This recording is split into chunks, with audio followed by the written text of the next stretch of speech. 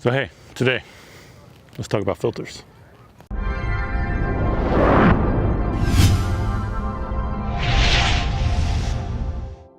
So I want to talk a little bit about filters and the four main filters, really, actually three main filters you really want, but four you're going to end up actually getting because you will want the other one. The first one is one that you put on the front of your lens all the time. Now there's a lot of some people say you don't need a filter in the front of your camera, it degrades the image, all of that stuff.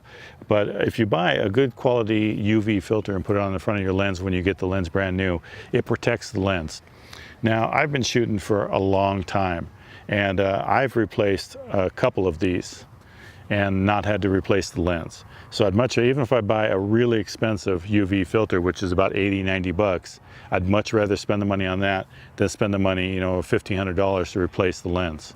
So the choice is yours.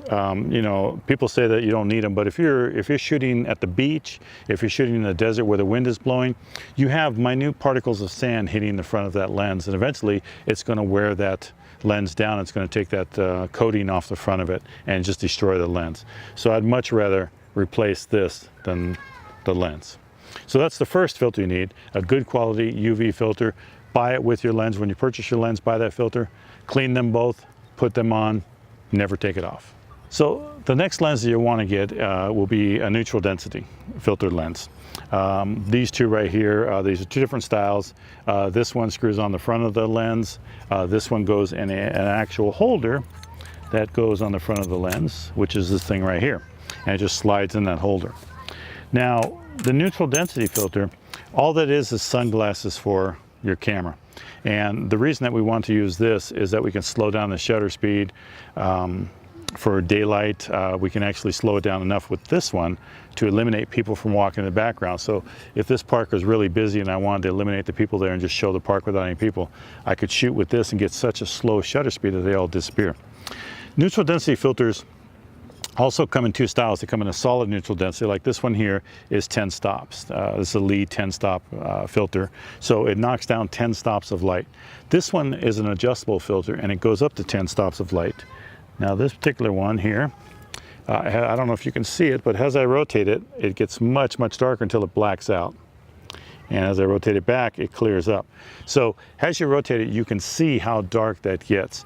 Now, most of the time, these don't work at the very extreme. You sort of get angled darkness coming in. So you generally want to stop like 2 stops before the max. And so if it's 10 stop figure, you're going to use about 8 stops of it.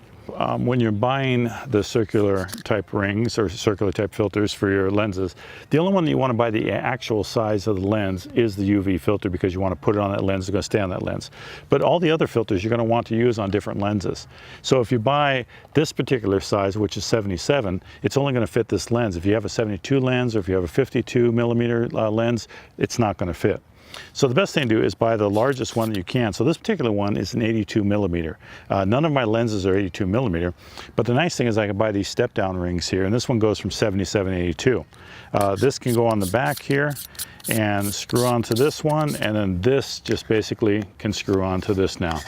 And let's see if I can get that on there without it falling. There we are. So now this can screw on there. Now we have extra filter out here, but that's not going to hurt anything. It's much easier to do that and buy a $10 step up or step down ring rather than to buy $150 filter every time.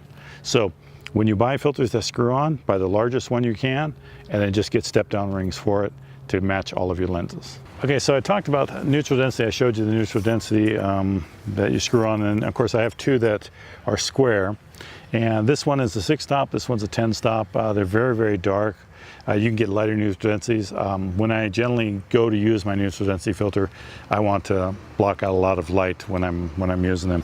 So neutral density filters are the next filter that you need to get. One filter you should have in your camera bag. If you're going to buy one filter, it should be this next filter. Okay, so if you're going to get one lens for your camera bag after you get the UV filters on all of your lenses, this is the lens to get, the polarizing filter. Now the polarizing filter works by polarizing the light, making it directional, so it gets rid of glare off of things, especially metal or glass. It allows you to look into glass. It'll also reduce glare on water, which allows you to see into the water a little better. So a polarizing filter, the other thing it does is it intensifies colors and it creates contrast by doing so, such as the sky. If you have clouds in the sky and use a polarizing filter, as you rotate this around, it increases the polarization and it makes the sky darker blue, and thus the clouds pop out much, much more. So a polarizing filter, number one thing you should have in your camera bag. Now, they all come in a ring, and circularly they rotate around like this, and as they rotate around they get stronger and more intense, and eventually it goes past that point and it starts to drop off.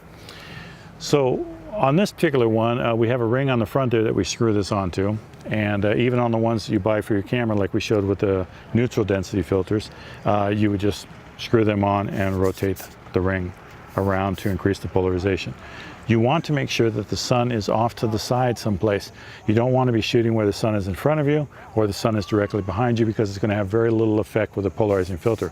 So polarized lens, number one lens you want to have in your kit bag. Okay, so the last filter you might want to consider getting is a gradient neutral density. Now, it's like a neutral density filter, except it's gradient. From the top it's the darkest and gradients down to clear on the bottom. And you notice that this is a little bit longer so that it can be adjusted in the holder here.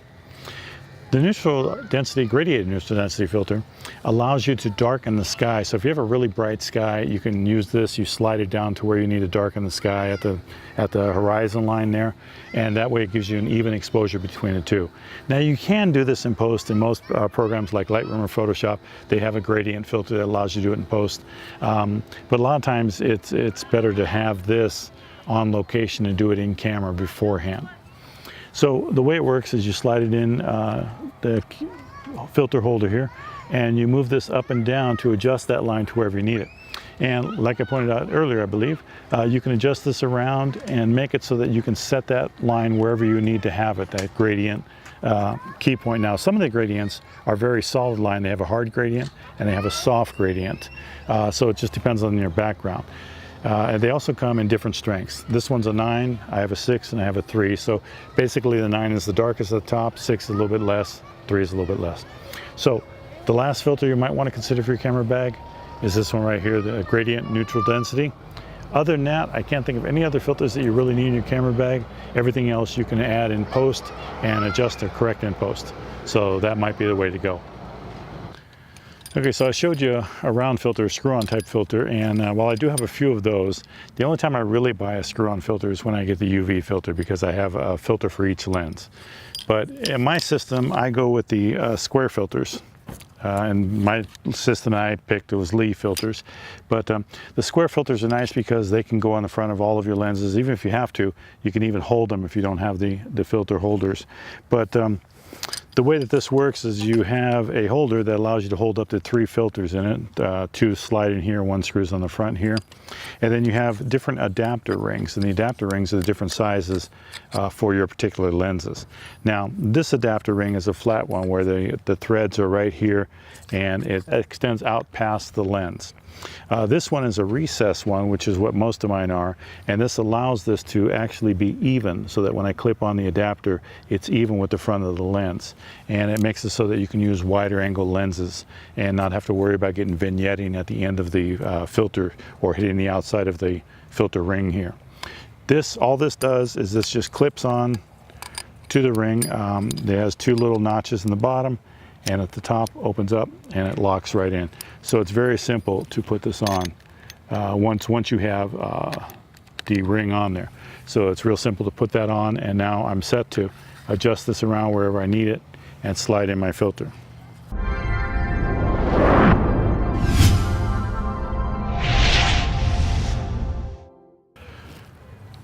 So the next lens that you want to get is one that keeps screaming kids quiet. That's the next lens you want to get.